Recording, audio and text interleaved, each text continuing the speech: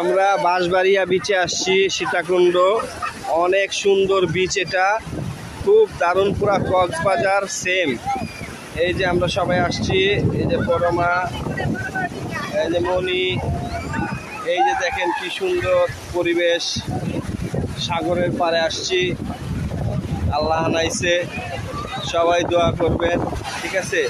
এখন জোয়ার আসতেছে, ঢেউ, বড় বড় ঢেউ আসতেছে।